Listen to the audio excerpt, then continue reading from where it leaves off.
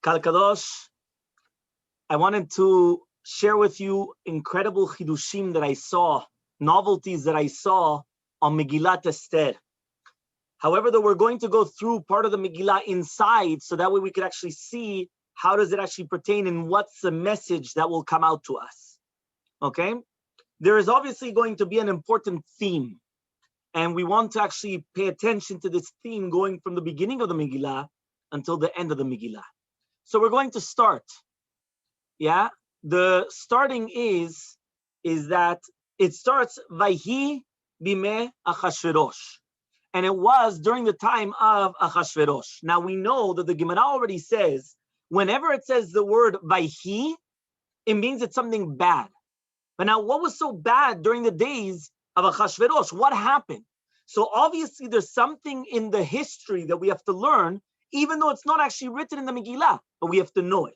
So we're going to start, and we have to understand, when did the Megillah take place? When was Megillat Esther? During which period in our history? So we know it was after the first Bet HaMikdash was destroyed. Obviously, there were millions of people that were killed.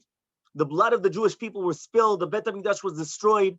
And we were sent to exile to Bavel and to other places.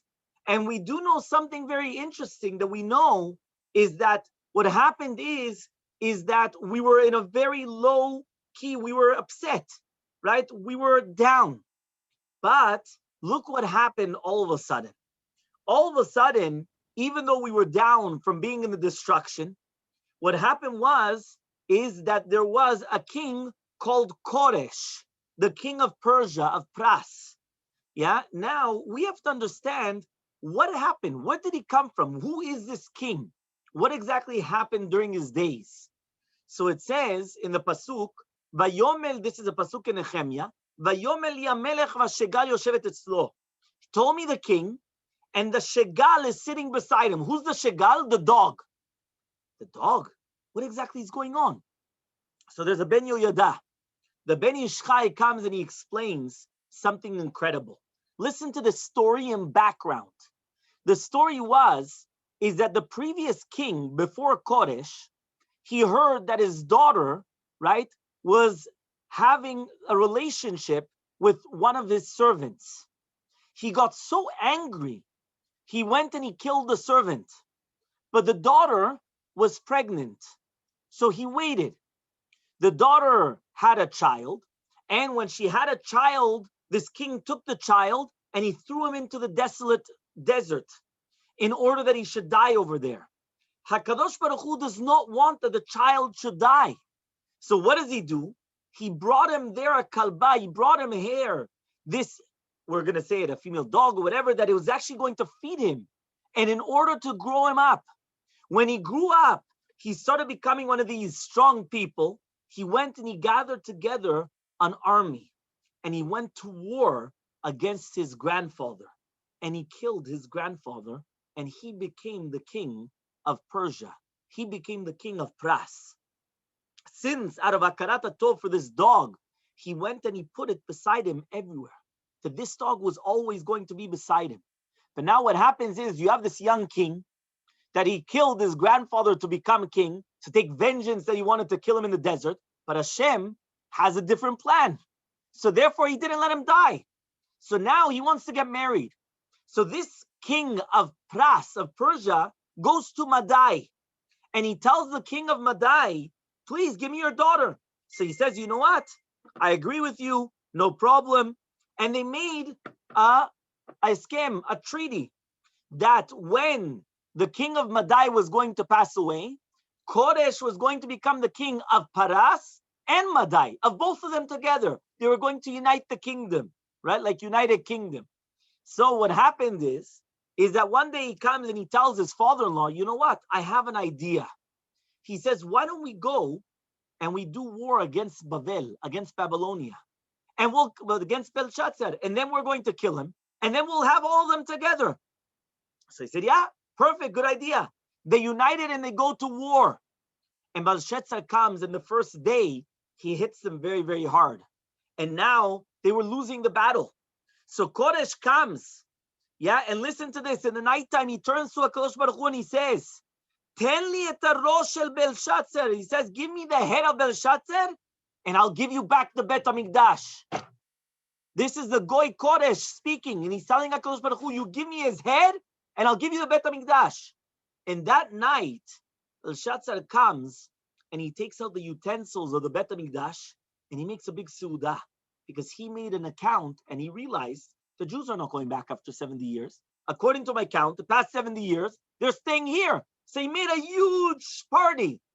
And all of a sudden, a hand comes out, and he writes on the wall, Mene, mene, tekelu parsin. It's in Daniel. Daniel translates that. What's going on? He says to Belshazzar, you should know, since you desecrated the name of Hashem, and you went and you said that it was other gods, and it wasn't the God of our fathers, it wasn't Hashem, you will be killed, and everything will be given to Madayu Paras. Everything will be given to Madayu Paras. So what happened? One of the servants of Belshazzar came, he cut off his head, and he took it outside, and he gave it to Koresh. Koresh now became the king of Bavel, and he was already the king of Paras Umadai. So now everyone, all the Jews were in Bavel, they were in Babylonia, all of them are now under, right, Paras Umadai in Bavel. So the second that he went up to become king, he went and he did his neder, he fulfilled his promise. He told all the Jews in Bavel, you guys are allowed to go up to Eretz Israel and build the Bet HaMikdash. More than that, he went and he told them, any Jew that wants to go up to Eretz Israel and they don't have money, his friend, the goyim that surround him, they have to support, they have to give him money in order to come and to go up to Eretz Israel. And that's what happened. Ezra Sofer, at the beginning, they all started going up to the Bet HaMikdash. So imagine how everybody was so happy. Then what happened is that they start, and they're going to start the building of the Bet HaMikdash, and it sounds like they even started it. And then what happened is that he dies, and he doesn't have any children. So now you have a king, that he was the king of Bavel, Madayim Paras, he dies without any children. So who's going to become the next king? So they went and they made a deal. The richest person is going to become king. Who was the richest person at the time? Achashverosh. Achashverosh, he went and he found, right, a whole bunch of the treasures that Nebuchadnezzar already came and he buried in order that his son shouldn't inherit it. And what happened is that all of a sudden he's going to become the new king. But he doesn't want to just become king like that because he has nothing to do with the kingdom. He was the stable boys, right, of Belshazzar. So what did he do? He went and he got married to Vashti. Vashti was the daughter of Belshazzar, right? The fourth generation to Nebuchadnezzar, right? When you're going down in generations, it's the fourth generation, great-granddaughter. She was his back to become the queen because she was the family. She was the queen. She was the princess of Bavel. So he went and he got married to her. So now it's a beautiful shidduch. He's got the most money in the world, so he becomes king. He's got marries the princess. So now, obviously, this is a perfect match. Vashti, when she gets married to her husband, she comes and she tells her husband, listen, I hear that the Bnei Israel, they're building the Bet HaMikdash.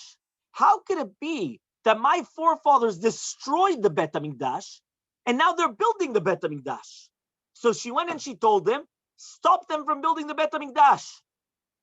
You heard, Vashti is the first one that comes and she tells Achashverosh, stop them from building the Bet HaMikdash. So Achashverosh comes and he always gets for himself a group of advisors. He has 7 advisors. As we say in the Megillah, Karshena, Shetar, Admata, Tashish, Meres, Varsena, Memuchan, the 7 advisors of Paras Umadai that they were seeing the king. Now, what were the names? They sound like weird names, no? We think maybe they were Persian. What type of names are these? There's 2 explanations in the Chazal. One of them is Karshena. The Malachei Asharet come and they told HaKadosh Baruch Hu, did they bring in front of you korbanot? Right? Did the Bnei Yisrael bring in front of you korbanot? Shetar. Did they bring in front of you shetet torin, 2 birds? Admata. Did they bring in front of you on top of a mizbeach, on an altar? Tarshish. The clothing of Bet HaMikdash. Every single one of these names had to do with the Bet HaMikdash or the clothing or the sacrifices of the Bet HaMikdash. That's one explanation. Another explanation, though, is is that these were just names. Karshena was, he used to cook karshinim, like leeks or things like that for the king. Shetar, he was in charge of the wine. Admata, he was in charge of the municipalities, of the arnona, the property taxes. Tarshish, and each one. So there are two different explanations. Now, obviously, it makes sense, the second one, but what is that connection with the Bet HaMikdash? So let's see. Leave the question on the side, right? Just watching. Now, what happens is Achashverosh comes and he asks his ministers, no, should I destroy the Bet HaMikdash or not destroy the Bet HaMikdash? So they went and they told him, yes, you should destroy the Bet HaMikdash. So he listened to the ministers. Listen very carefully. The first one that said that's to stop the building of the Bet HaMikdash was Vashti. The next group of people that said to stop the building of the Bet HaMikdash was the 7 ministers in the Megillah. That was the second group. So Achashverosh went and he said, stop it. And that's when they stopped. Yeah, they did stop it, right? So what happened? So what happens is they stopped the building. And that's why the Megillah starts, Vayhi b'mei Achashverosh. It was a sad time for the Jewish people. Because even though it became a happy time with the previous king Koresh, that he actually started the rebuilding of the Bet HaMikdash because of all the miracles and that Hashem did for him, Achashverosh stopped it. And now we're going to actually have to understand one important yesod, one important fundamental rule. Anybody that's going to come and they're going to stop the building of the Bet HaMikdash, the house of worship of Hashem, they will be obliterated. They will be destroyed. And why? Because we are actually going to realize that everything in this story, and this is the entire message that we're going to see throughout the entire Megillah, they're only bubot. They're like the marionetas, that you're coming and you're playing the pawns on the chessboard, that they're coming and you're moving them around. But the difference is that they think that they're real life people, and we don't realize that really in every single step of our lives, we are being directed by HaKadosh Baruch Hu to be in the right place, in the right time, and everything according to the will of HaKadosh Baruch Hu. So let's see exactly how do we see this. So now, Achashverosh comes and he has a shigaon. You know what a shigaon is? He's got some mijnun, he's got something crazy in him. All of a sudden he comes and he wants to show off all his riches in the entire kingdom. Why does he want to do this? The reason why is because he wants to show that he's the king because of himself, not because of Vashti. Meaning, he got married to kingdom. He got married to the princess. But he's a king on its own. Why? Look at all the riches. So in the Pasuk it says, Be'aroto, in Pasuk Daled. In the 4th Pasuk it says, when he wanted to show off, Osher kevon malchuto v'yekar tiferet gdulato, there's 6 words. Which means every single day of the 180 days that he made a feast, that he made this big show, he was showing 6 different treasures. So 6 times 180, 1,080 treasures he was coming and showing that he showed everybody throughout this entire period. And they were showing it publicly, showing to everybody what's going on. And all of a sudden, after what happened with his 180 days, he comes and he turns to Shushan. Now, if you think about it, during that day, when you read the beginning, it says, right, in Pasuk Hey, it was during those days that all of a sudden he comes and he makes a party for Shushana Bira, right? Why does it say there that he made a party for Shushana Bira? It says, why does it say on his throne? Right? What? He's going to sit on what? On a little chair? Obviously, it's on his throne. So there's a beautiful Gaon Mivilna that says something incredible.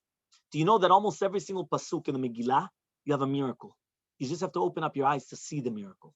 He says, the fact that Shushan became the capital was one of the biggest miracles. He says, you know why? Shushan wasn't the capital. But HaKadosh Baruch Hu has a dilemma. The dilemma is, one second, I know that the story is going to take place. And who are the main, right, Degamagogs, and who are the main people in the story? Who are they? Mordechai and Esther. Where do they live? They live in Shushan. Now, if you're going to have an Achashverosh, and he's going to be living anywhere else, whether it is in Iran, Iraq, Babylonia, wherever that you want, right, you're going to have a technical problem. The technical problem is, one second, where's Mordechai and Esther in the picture? So HaKadosh Baruch Hu, instead of moving Mordechai and Esther to Achashverosh, he moves the entire kingdom and the capital to them, to Shushan. What does he do? He makes another shigaon. He makes something else crazy in the heart, in the mind of Achashverosh. Achashverosh wants to mimic and he wants to copy the throne of Shlomo HaMelech. Now, obviously, Shlomo HaMelech's throne was something incredible that nobody could copy because they were real lives, which means that when you're going up the stairs, whether it is forms and images of lions, those lions became real life. And they would attack a person if he's going to come, if he wasn't supposed to be coming. However, though, he wanted to copy it. So what does he do? They make a big, huge throne. Now, there's a problem. How do you transport such a big throne? So Achashverosh doesn't know what to do. So he says, you know what? But I really want the throne. So what does he do? He changes the capital.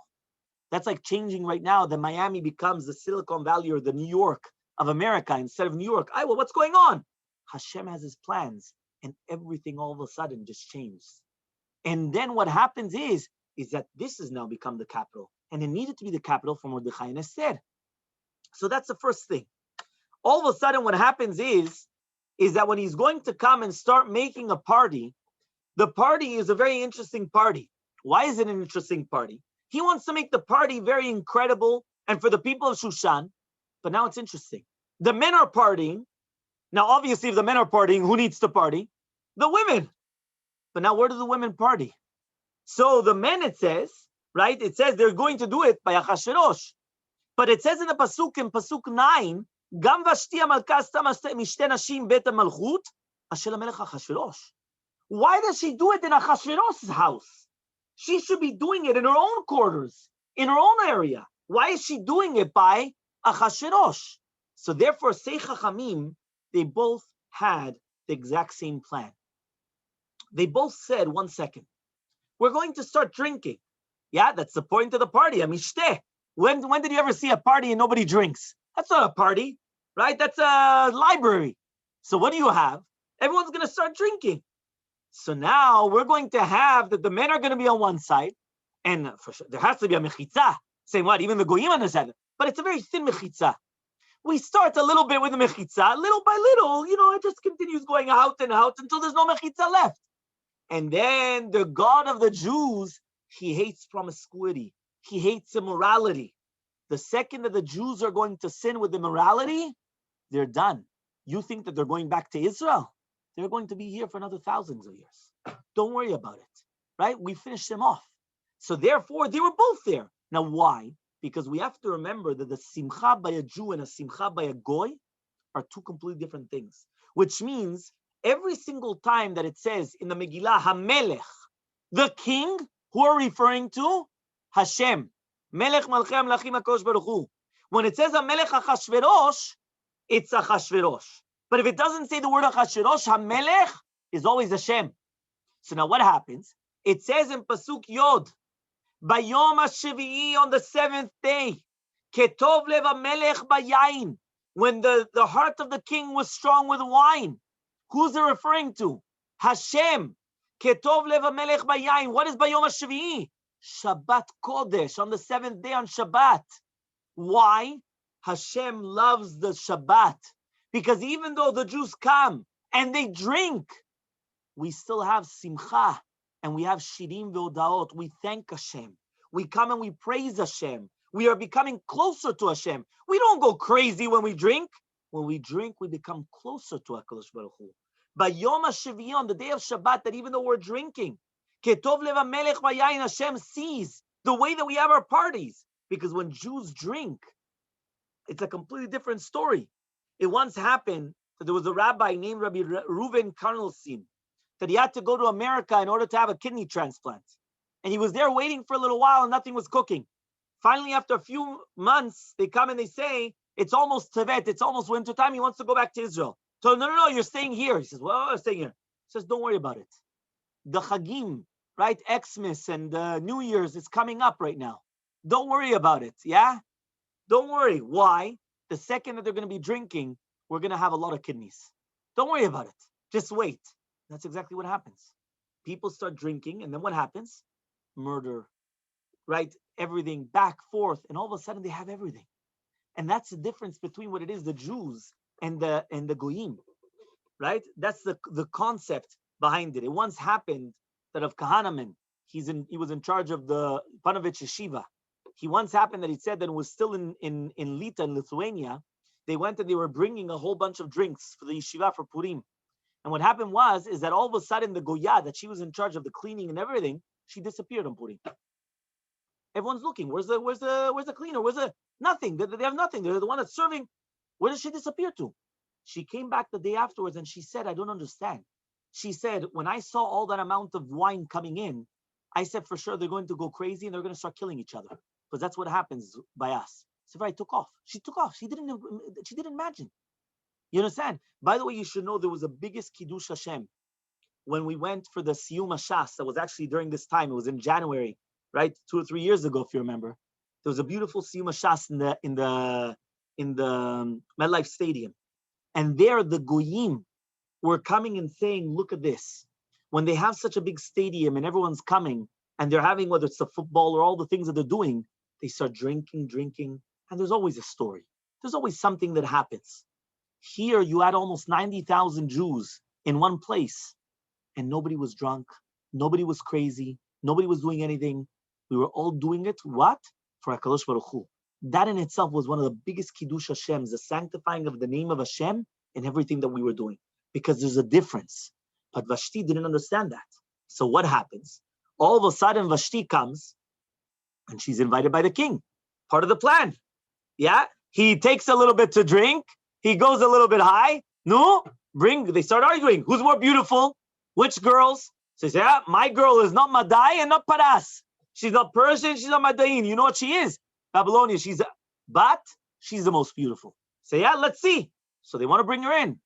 And now Hashem comes, and all of a sudden what Hashem does is that he does something incredible. You know what he does? Again, Hashem runs the world. He makes her a tail. And now she can't come in. She really wanted to come in. For sure she wanted to come. But she has a technical problem. Now, she's not going to come and tell the guy, listen, by the way, I grew myself a tail, so I'm not going to come today. You understand? So what does she say? She comes and she says, no, my head is hurting me. You know, just tell him, what happens, right? He comes and he gets upset. What are you talking about? Bring her immediately. She comes, she gets so upset. Well, the guy doesn't understand a hint, right? I'm giving my husband a hint. He doesn't understand the hint. She gets upset. She comes and she tells him, says, well, you're a stable man of my father. He says, my father could have drunk a barrel of wine and he wasn't drunk. You drank a cup and you're already gone, right? Where are you? I can't even speak to you anymore. So he got so upset. He doesn't know what to do. So who does he ask? He comes and he asks, right? That's the Pasuk Yud Bet when he gets so upset. He's angry. He asks his 7 ministers. The 7 ministers come, and now there's a discussion. If you realize something incredible, right? Listen carefully. They come and they answer in Pasuk Tet Zayin in 16. She didn't only do something against the king. She did it against everybody. But now if you realize that every single time, pay attention in the English, or for sure in the Hebrew. Sometimes it says Vashti Amalka, Vashti the queen, and sometimes it says Amalka Vashti, Queen Vashti. What is it? Is it Queen Vashti or Vashti the queen? What's going on? So listen carefully. When the king comes and he wants to call Vashti, he says, call me Vashti the queen. She's only the queen because she's my wife, but she's Vashti. She answers, Vatimaen, that she doesn't want to come, Hamalka Vashti, she's the queen, then Vashti. She's a queen on her own account, even without Vashti. The ministers, they come and they ask, right? The king comes and he asks the ministers, what do I do with Queen Vashti? They answer, what are you talking about? She didn't only sin against the king, there's Vashti the queen. Again, they flipped it because the king did not really want to kill her now. So all of a sudden he's calling her Queen Vashti and they're saying, no, Vashti Amalka. And they keep on going back and forth until finally you have Memuchan. Memuchan, which is a man, comes and he says, without even queen. He comes and he takes out the queen completely, as if that she's not even a queen, she's Vashti. Before, at least, she was Vashti the queen because of the... No, now nothing. So what happened? He went and he said, they killed her, right? So they went and they killed her. They killed Vashti. Now, if you think about it, why did they kill Vashti? Not because she didn't want to come. She wanted to come. You know why they killed Vashti? The answer is because again, Hashem's plot is coming into place. Anybody that wants to stop the building of the Bet HaMikdash is going to be annihilated. The first one that stopped it was Vashti. She's the first one to have her head cut off. The first one to be killed, Vashti. Okay? Which day was she killed on? On Shabbat. Why on Shabbat was she killed? Because says the Gemara, she used to work the Jewish girls on Shabbat. So says the Khatam Sofer, where is that hinted in the Megillah? It's hinted because it says, what are we going to do to Vashti in the hands of the Sadisim, in the hands of the ministers? Who are these ministers? Right? In the Haftarah, the Ashkenazim, they read Haftarah in Tanit Tzibur of Yeshaya. And it says, Kicho amar Hashem la Sadisim. This is what Hashem said to the ministers. Asher yishmeru et Shabbatotai. Watch over my Shabbat. The same words that is written towards the Shabbat is written towards the ministers. So therefore they killed her on Shabbat because she made the girls work on Shabbat. She made the Jewish girls work on Shabbat. She's going to be killed on Shabbat. So what happens now? Okay, she's killed. Now what happens to number two? Who are the second group that they wanted to stop the building of the Bet HaMikdash? Right? It was the 7 ministers. What happens to them? The next morning, right? Pasuk, chapter 2, Pasuk Aleph. After these words, when the Melech, right, when the king Achashverosh, he remembers Vashti and everything, all of a sudden he wakes up and he says, where's Vashti? So the answer, Vashti, Zichrona Livracha, Alea Shalom. She passed away. What do you want from her? What? Zichrona Livracha? What are you talking about? So what? They hunger. What are you talking about? He said, what? You told us to hang her. He says, how could you kill her? But you killed the queen? He said, but you told us to kill the queen. He said, I was drunk. What do you want from me? He said, for sure somebody told me to kill her. Who told me? They said, the 7 ministers. He said, what? The 7 ministers came and they told me to kill the queen. Kill them. What happened? Plot number 2. The next group that came and they said to stop the Bet HaMikdash, they were also killed on the next morning after Vashti. They were killed. They were hung. Why? Now we understand. Their names were showing the kitrug, the accusation against them. What do we say? Malachei Hasharet says in front of HaKadosh Baruch Hu, Ribono Shel Olam, did Bnei Israel bring korbanot in front of you? You know why not? Because of these people, because of these 7 people. So HaKadosh Baruch Hu comes and he says, kill them. Right? Why? He says you have to kill them. Because now the king comes and he says, you have to actually kill them. Now we understand the connection between all their names that they have to do with the Bet HaMikdash, because it's because of them that we didn't have the Bet HaMikdash. So Hashem says, now you have to kill them. So now why did he come and he killed them? He killed all of them. But now we have a technical problem. Who was the last one of them? Memuchan. Who's Memuchan? Haman. So Haman was one of the 7. So why didn't HaKadosh Baruch Hu kill him on the spot? Says Rav Chaim Kanievsky, listen to this chidush. He said, very, very simple. You have to remember that Haman, he was a barber. He was a nobody. So therefore, what happened is he ran away and he changed his name in Misra Prim. He went to the Ministry of Interior and he changed his name. My name is no Memuchan. My name is Haman. I'm a different guy. Why? HaKadosh Baruch Hu purposely wanted to leave it open with him. Why? Because right now he's a nobody. HaKadosh Baruch Hu is Melech HaKavod. He's the king of honor. You think it's respect for Hashem to kill a nobody? So what does Hashem want to do? HaKadosh Baruch Hu says, you know what? I'm going to raise you up a little bit. And when you're up all there, that's when I'm going to kill you. I'm going to soger et hacheshbon. I'm going to close the accounts with you, but not now. Now it's too easy. The other ones, they were very important ministers. You? Who's going to even talk to you? So let's wait. Purposely, he let him live. And now all of a sudden, HaKadosh Baruch Hu comes, and what does he do? Again, everything's in part of the pawns on the board, that all of a sudden he comes and he starts making, Achashverosh starts making him become one of the great people. Haman becomes a big minister. Why? Chapter 3, Pasuk Aleph. After these words, he comes, brings him up. But not only that, everybody starts coming and they have to start bowing down to him. Why? That's what the king commanded. Who's the king? What do we say? Who's the king? Did it say HaMelech HaChashverosh? No. Hashem commanded him. Meaning Hashem was the one that said, I want Haman to become great. Because that's what Hashem commanded. So Hashem comes and he makes that Haman becomes one of these big, huge people. That's what he wanted. But Pasuk Bet says, Mordechai does not bow down. They come and they tell Mordechai, why aren't you bowing down? He doesn't even answer. So they come, right? And the next Pasuk, they come and they tell him, they tell Haman everything that's going on. Look, you have a Jew, he's not bowing down. So what does he do now? He comes and he makes a pur. A pur, and Purim is called a Shem Pur, is a lottery. He comes and he wants to make this lottery. What is the lottery exactly? Listen to this, right? The Gaon Mivilna says, one of the biggest miracles in the Megillah is that Am Yisrael do not have a mazal. What does that mean, Am Yisrael does not have a mazal? Do you know, if we would have went with mazal, we wouldn't be here today. Avraham and Sarah were barren according to the mazal. They looked in the constellations, they had nothing. It's only because HaKadosh Baruch Hu picks us up always above the mazal that we don't have mazal. Mazal doesn't exist. So therefore here, since we don't have mazal, Haman comes and he starts looking in the clouds, right? And he starts looking in the stars. When is it a good time to kill the Jews? And the answer is, anytime is good to kill the Jews. You know why? Because the Jews don't have mazal. Anytime. Because if it was going according to mazalot, you would always be able to kill us. How are we even surviving according to mazal? It doesn't exist. We are above the mazal. But what was Haman looking for? Haman was looking, when is a good time for his mazal?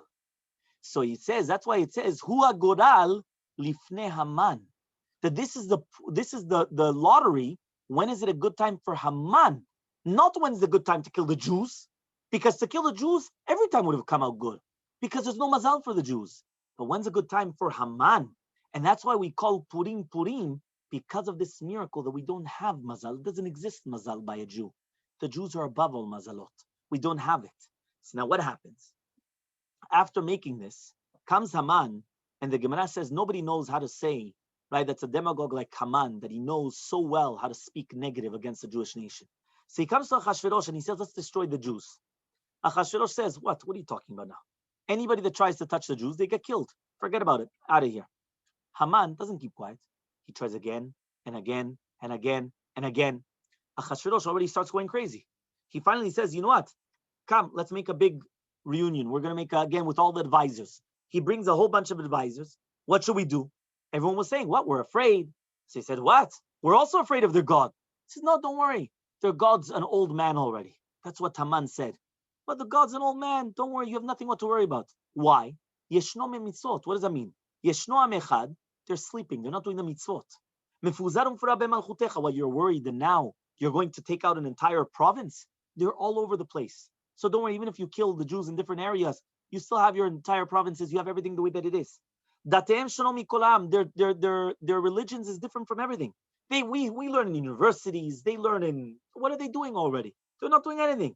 They don't even do the rules of the judge. They don't do your rules. They don't do nothing. They don't pay taxes. They don't work. Every single time you ask them, there's always a chag, right? You come to them. Why aren't you working today? No, it's Shabbat. Why aren't you working today? It's Pesach. What about tomorrow? Yom Tov Sheni Shel Golio. What about the next day? It's Chol HaMoed. What about the next day? It's another chag. What's that? Yisru chag. The day after. For every single party, you have a party of a party. The Jews are never working. Every single day, it's like a holiday. You understand? I still remember in Gibraltar, we used to have bank holidays. It used to be like almost, also in England, almost every single Monday was a bank holiday. You never work. It's like, nobody works in this country. What's going on? When was the last time you had a bank holiday in America? Right? The only day that it's officially that I think you have to close is probably one day a year or something like that. You understand? There's nothing. Yeah, every single day was a holiday. So they went and they said, what's going on over here? So what happened is he says like this. He says, now all of a sudden, because Haman, there's a big difference. If somebody wants to do a holiday, they could do it. By the Jews, you have to be Jewish to keep the holidays. You can't just keep the holidays. So he was upset. So he says, what? It's because of the taxes. Don't worry. You know what I'm going to do? I'm going to give you money. I'm going to come and I'm going to give you money. So he gives them 10,000 coins and he says, take it and destroy the Jews. That way you're not missing anything. You're not missing in the States. You're not missing taxes. You're not missing nothing. Kill them out and that's it. Does Achashverosh accept the money? Yeah, he accepts the money. But what does he do one pasuk afterwards? Vayasar HaMelech et tabato. He comes in, this is chapter 3, pasuk Yod Yud Aleph, 10 and 11. He comes and he says, all of a sudden he gives him the ring to do it. But then he says, you know what? The money, is yours. It's like a present. What does that mean? That means he accepted it and he gave it back as a present. So why did he give it back? He says, you know why? Very, very simple. In Belgium, there's these big courts. Yeah, and the United Nations courts, they come and they have trials. If you're going to come and you're going to destroy an entire nation, right, you're going to be in trouble. But we could come and we could sell it. We could say that the Jews, they're obnoxious. They're killing out our people. They're doing different things. But if anybody finds out that you paid me to annihilate the Jews, now we get into trouble. So therefore, take back the money. I'm not allowed to accept the money. Now remember, the only two people that knew about the money was Haman and Achashverosh. The only two people in the world. But Hashem has another plan. Chapter 4, right? It says, Umordechai yada et kol asher na'asa. He found out about everything that was happening. Yeah, he found out. What did he find out? Vayikra Mordechai, he tears his clothing. He starts screaming. They come and they tell Esther, right? What's going on? So Esther comes and she sends clothing to Mordechai and she says to Mordechai, Lada mazeh v'al what's this and what's this? Pasuk. What does it mean, mazeh v'mazeh? Say the Chachamim something beautiful. Mazeh v'mazeh, it's on the luchot. The 10 commandments were written on the luchot from two different sides, on this side, on this side. So she comes and she tells Mordechai, what's going on over here? Right? What? They're not actually coming and they're not keeping the Torah mitzvot? Why is it? We know that Haman and everything they're doing things, but we know that they're pawns on the chess. Hashem is the one that's making this decree. So Esther comes and she asks Mordechai, what is the reason why? So comes Mordechai and he says, you know why? Very, very simple. Vayagelo Mordechai, Mordechai comes and he tells her, Kol asher karahu, everything that happened. What is karahu? It says by Amalek, asher karecha baderech. That it's a mishap, it's a happen to be. It's something just happened to be that way. Coincidence. It wasn't something that happened. Says Mordechai, Baruch Hashem, we are religious. We keep Torah mitzvot, but we do it coldly. We don't do it with all the enthusiasm. We don't do it with everything that happens. And then what does he tell her? Parashat HaKesef, asher amar Haman lishkol ganzei hamelech. He comes and he tells Esther about the money. He's telling her as if it was in the news, as if it was done publicly. The only two people that knew about the money was Haman and Achashverosh. All of a sudden, Mordechai comes and he tells Esther HaMalka about the money. Nobody knew that. That was only a secret between Haman and Mordechai and Achashverosh. So what happens? She comes and she tells, what are you talking about? If I'm going to come and I'm going to go to the king, I'm going to be in trouble. You know very well that anybody that comes to the king, as it says in Pasuk 10 and 11, that I wasn't called for him for a month. If I'm going to go to the king, he's going to kill me. He comes and he tells her, don't worry. HaKadosh Baruch Hu wants it. You have to go and accept upon yourself the deen. So comes Esther and he says, you know what? Okay, but you have to fast for me for 3 days. How does she know that if you're going to fast, right, for 3 days, all of a sudden now, you're going to be able to come and have Haman destroyed? This is very, very simple. In Parashat, right, Devarim, in chapter Chet, in chapter 8, Pasuk Gimel, it says, Vay'anecha vayarivecha vay'achilecha et Haman. If I'm going to make you hungry, right, I'm going to afflict you and I'm going to make you hungry, only afterwards you'll eat Haman. It's a joke, it's a play on words, because there the man was the manna in the desert. But it says there, if you're going to become hungry, then you're going to be able to eat Haman. So she understood that what's going to happen, you have to fast for 3 days. So comes Mordechai and he says, fine, for 3 days. Which 3 days? The 13th of Nisan, 14th of Nisan, and 15th of Nisan. The 15th of Nisan, right, was Pesach. So comes Mordechai and he tells them, Al tochelu ve'al tishtu, don't eat and drink. Al tochlu, don't eat matzah on Pesach. Ve'al tishtu, and don't drink the 4 cups on Pesach. The Jews that year did not do Pesach. They didn't eat the matzot and they didn't drink from the 4 cups of wine because they had to fast for the 3 days. So when was Haman? When was he actually hung? On the 16th of Nisan. So the Kenim Balei Tosfot come and they say that we also learn in the Torah. Why? Because it says in the Torah, Vayishbot Haman mimachorat. That the man, it says in Yoshua, that the man stopped the next day. When is the next day? The next day of Pesach. So the exact next day, that's when Haman was stopped. Not the manna, the food, but rather Haman and Hasha was stopped the next day because he was actually killed. So then she went and she did this. We start chapter 5. It was the third day, and she puts upon herself, Vatilbash Esther Malchut. She comes and she puts on upon herself kingdom. We think that she's talking about what? About clothing. So it says the Gemara, if it was talking about clothing, it should have said Bigdei Malchut, the clothing of Malchut. But rather, again, we're talking about the same thing over and over again. This is all a play. And we have all the chess and all the pawns there coming around, dancing around. She knows the sakana that she's going into. She knows the danger. But what happens? If the Gadol Hador comes and tells you to do something, you do it no matter what. But now if you think about it, do you know what happened? When she left her room, the girls in her room started dividing her clothing because they already knew that she was dead. They knew the queen is going without permission to the king. She's going to be dead. So they came and they started dividing her clothing. Imagine you have the queen's clothing, they're coming, they start dividing it.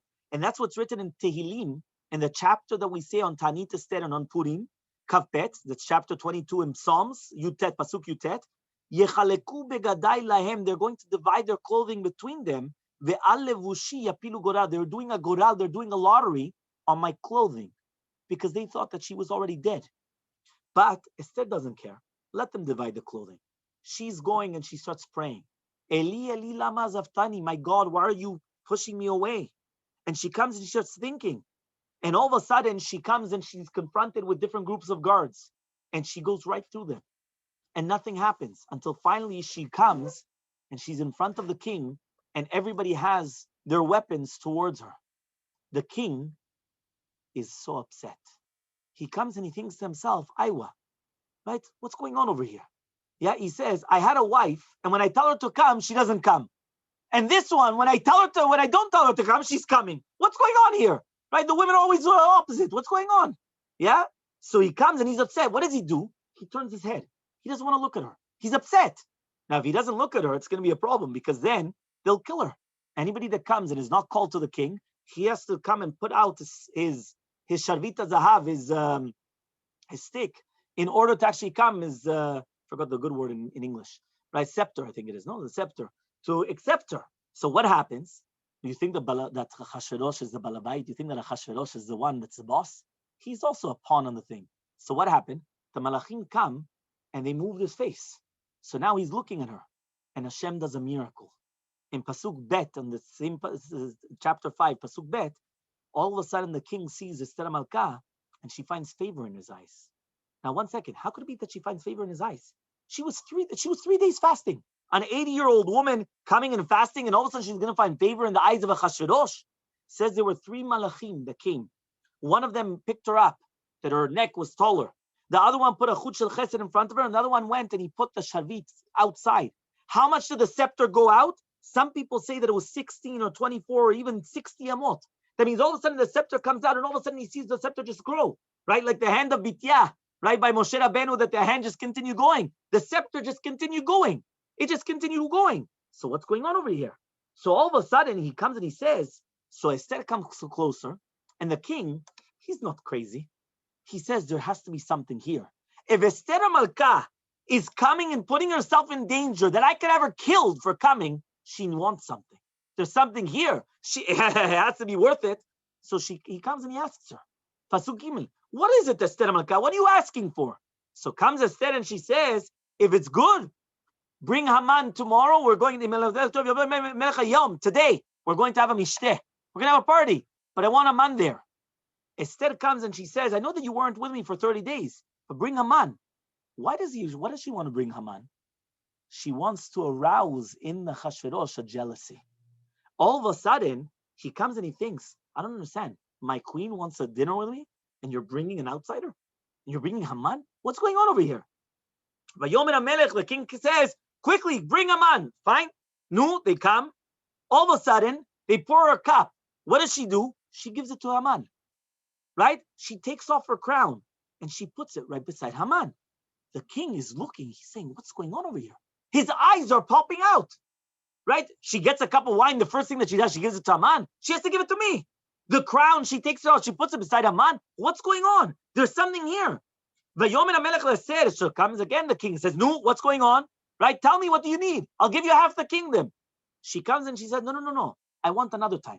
I decided I want you to come back again. Tomorrow, come back tomorrow. And tomorrow, which is the 16th of Nisan, that's what we said, the same day. And remember, that means this entire story was happening within a few days. Yeah? Come back tomorrow, and then I'm going to do exactly. Now, what was the biggest miracle that we're seeing here? Do you know that this king is, again, he's only a pawn? Do you know what's happening over here? For 5 years, she gets married in the 7th year of Achashverosh. This is the 12th year. We don't hear about what's going on in the middle. But something incredible is that during these 5 years, every single time, she never told him, where does she come from? What is she? Is she even Jewish? He never knows where does she come from, the origin. You know, every single time on every single document in the US, it's written origin, white, ethnicity, this, that, African American, Spanish, every single you could be the worst document in the world. It has to be written. Why? No clue. But here, she doesn't even say a thing. She doesn't say it. Why? Mordechai told her not to say. She doesn't say. So what happens when she gets married? The king comes and he starts convincing her. There in chapter 2:18, it says the king comes and he makes a big party. And why? In the honor of Esther. He tells Esther, no, where do you come from? I don't know. Yeah, but what do you mean you don't know? No, I don't know. What's written in your birth certificate? No, the mother died when she was born. Where did Mordechai pick you up? I don't know. He got me from the street. What's going on here? No clue. I don't know who I am. Fine. He comes and he gives them tax breaks. Still nothing. After all that, he gives them presents. Everything is to convince Esther Malka, please just tell me who you are. Never. Nothing. She's playing with him. I don't understand. Do you know what it is? He could come and tell her, listen, it's either you tell me, or I'm going to make sure that you don't talk anymore. Yeah? What? He killed Vashti. He can't kill Esther. What's going on all of a sudden? But no. Achashverosh comes and he's like a little bubale. He's a little tiny, one of these muñequitos. He comes and he tells her, no problem, honey. What time tomorrow? So she comes and she says, yeah, tomorrow, 10 o'clock. No problem. Haman comes out of the party and he's, wow. And all of a sudden he says in Pasuk 9, chapter 5, Pasuk 9, he sees Mordechai. He doesn't care. Mordechai doesn't even pay attention to him. He gets so angry. He comes to his ministers, and the ministers, his advisors, and his advisors say, why don't you come and you make a wood so tall that everyone could see it, and you're going to hang Mordechai. He says, you know what, where am I going to get such wood? He says, in your house. He says, no problem.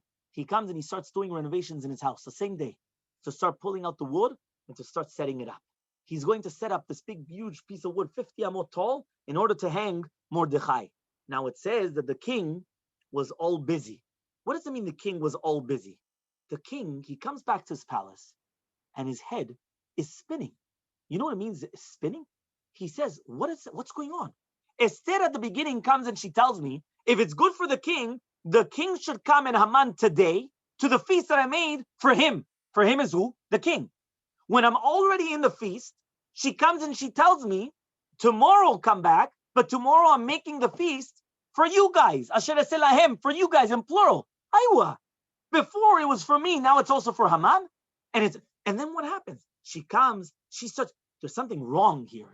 He starts thinking, there's something that I'm missing here. So he comes and he calls one of his workers. No, what's wrong with it? No, nothing. That. Well, you're not going to tell. Nothing. So he says, you know what? There's something wrong. Chapter 6. Right? The king. Which king? Not Achashverosh. The king of kings cannot sleep. Because he wants to make it that the Achashverosh is coming. He's watching over us. Say Chazal that night Gabriel came and he threw him off his bed 365 times. If you make a calculation of 8 hours in a night, it comes out that every single minute and a half he fell off his bed. Every minute and a half, Achashverosh fell off his bed. He can't. Starts turning, twisting. He says there's something wrong. If there's something so wrong here, he calls his tabach. He calls the cook, the chef, and he tells him, no, it's probably poison. Right? What did you put in the food? He says, no, it can't be. I didn't cook. It was Esther that cooked for today. He says, no, maybe she put poison. How could it be? You ate, Esther ate, and Haman. Esther, she's sleeping beautifully. Haman, he's busy, right? He hasn't stopped. So what do you mean he hasn't stopped? He said, what, you don't know? He says, Haman, he started doing renovations in his house. And he comes and he starts doing renovations. He put up a big piece of wood and he's setting up chairs and he's doing a whole bunch of different things. He says, what? What does that mean? He comes and he says, of course. Well, you didn't hear that? He says, no. Obviously, he's doing something very, very big because he's got 3,000 chairs and everything. Obviously, they're going to hang some. No. What's going on? That's what's happening. So, okay, go. He comes and he says, right? Now, if you would think about it, what would Achashverosh do? Achashverosh cuts it to this part. He says, calls Esther, you either start talking now or Kaddish. Yeah, gone. What? No. What does he do? He now calls Shimshi. Who's Shimshi? The son of Haman. And he says, like this. He says, the son of Haman, he comes and he says, right? Come, read to me. Maybe somebody did me a favor and they don't want to. Now, if I didn't pay back favors, nobody's going to tell me the truth. So what happens? All of a sudden, what happens is that he comes, he starts turning the pages because he sees it, Mordechai. Every turn that he pages, every page that he turns, it's written Mordechai. The story of Mordechai. He comes, he starts erasing. It's until Vayimatzeh Katuv. It was already written there. It was impossible. It started reading on its own. He wasn't able to do anything. So the king says, wow, how could it be that I didn't pay back Mordechai for what he did for me? That he went, the Bigtan and Teresh, they wanted to kill me and he saved me. Call more, I'm gonna have to do with Mordechai. All of a sudden, it's the morning. Who comes in? Haman. So Vayavo Haman, chapter 6, Pasuk Daled, Hey Vav 4, 5, 6. He says to Haman, what am I gonna do with someone that the king loves? Now he wants to listen. Because he wants to know what's inside the brain of Haman. And he knows that Haman thinks that it's about him. So he comes and he says, very simple. The chariots, the clothing. And all of a sudden at the end he says, he wanted the crown. But he already saw that there was fume, right, coming out of the head, out of the ears, and the nose of Achashverosh. The guy's going to kill him. So all of a sudden he says, no. When they made you king, those clothing, no, not the crown. So he says, forget about it. He says, you know what? Take everything and do it to Mordechai. So what? He says, who's Mordechai? Hayudi, the Jew. There's a lot of Mordechai Jews. You know how many Mordechais I know? There's tons of Mordechai. He said, no, Hayoshev B'Shara Melech. The one that's in the Shara Melech. That, by the way, you should know when you read it, you always think that the king told it to him in one shot. It wasn't a question and answer. It was a question and answer, question and answer, question and answer. What happened? All of a sudden, he comes to the king and he says, but king, give him a country, give him taxes, give him this, give him that. Oh, what do you have to do? He says, you know what? Everything that you just said, give it to him. Give him a city, give him the taxes, give him everything. Give him everything. Everything that you just said, give it to him. That's what. So now Haman comes and he says, what am I going to do now? So what? He wanted to commit suicide. You know what stopped him from committing suicide? There was a rule. If a person comes and they commit suicide, any type of rule that they made was annulled. Haman knows if he commits suicide, the Jews are going to be saved. And he hated the Jews so much, he's going to go through it. So all of a sudden he thinks and he says, you know what? But I've got a beautiful idea. I'm going to switch with Mordechai's clothing. Why? Mordechai is going to put on Bigdei Malchut. I'm going to put on the Bigdei Mordechai. And we're walking by the street. Everybody's going to think that who's on the horse? Haman. Who's the one that's carrying him, that's taking around? Mordechai. Beautiful. And that's it. And I solved everything. So what happens? That's exactly what he does. Now, Esther already commanded, close all the barbershops. So now he has to take him to barbershop. She close all the washing, the bathhouses. He has to wash him. Finally, he comes on top of the horse. He kicks him. Everyone knows the famous story. Why are you kicking me? It says in the Pasuk. He says, no, but okay, fine. All of a sudden, the Jews come and they see they're going through the Jewish quarters. And they see that Mordechai is walking Haman on the horse. But they were all upset. They were going crazy. What? How could it be? And all of a sudden, Shoshanat Yaakov Tzahala v'samecha lirotam yachad techele Mordechai.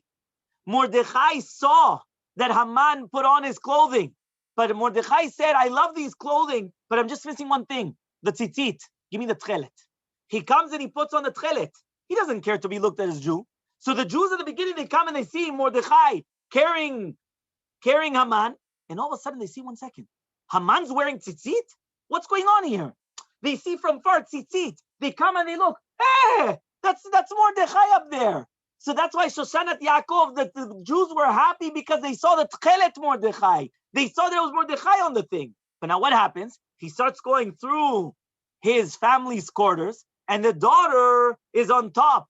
And she comes and she sees that Mordechai is carrying her father. So he says, you see, Baruch Hashem. What am I going to do? She comes and she takes the water of the spilling water, this terrible water, and she pours the entire bucket on top of Mordechai. All of a sudden, Mordechai picks up his head, and who is it? Her father, Aman. He was dressed like Mordechai, but he was Aman. She saw that. She jumped off. She committed suicide. Well, I might as well die now instead of dying later. She jumped off. She committed. So that's why it says that he went back. He was avel v'chafui rosh. So now what happens? He runs back, and what happens is he runs to his ministers again. This is all happening the same day. He tells them, what's going on? They said, you should know, if he's from the Jews, you're never going to be able to take him down. What are you going to realize? First of all, ask for mercy. Because if you ask for mercy and he's going to have mercy on you, they're going to be punished, not you. But you should know that if everything happens by chance, nothing happens by chance. And that's what he says, right? That he says, you can't. Why? Because exactly that's what's going to happen. So what happens? They tell him, fall in front of him. All of a sudden, they're speaking to him. And now comes the ministers. He doesn't even have a chance to even change his clothing. He's rushed to the house of Haman. He's rushed to the house of Achashverosh with Esther because of the feast. So now he lost out on the entire chance. He didn't even have enough time to do anything. He was rushed to the feast. They get to the feast. Now, the feast, what happened is Achashverosh comes early. And all of a sudden, when he comes early, he comes early. She says, what's going on? What? You fell off your bed? Now, she doesn't realize that he really did fall off his bed. Yeah, so what happened? She said, no, we said 10 o'clock. Okay, no, but we have to wait for Haman. Haman again. The king is going crazy. All of a sudden comes Haman. They bring him in. Vayomer HaMelech, again he tells her. So all of a sudden Esther comes and she answers him in chapter 7, Pasuk 3. My entire nation was sold. She says, sold? Who was the one that told you that there was money involved? Who was the one that told you that Haman came and he gave me money? She thought he was asking who was the one that went and sold us.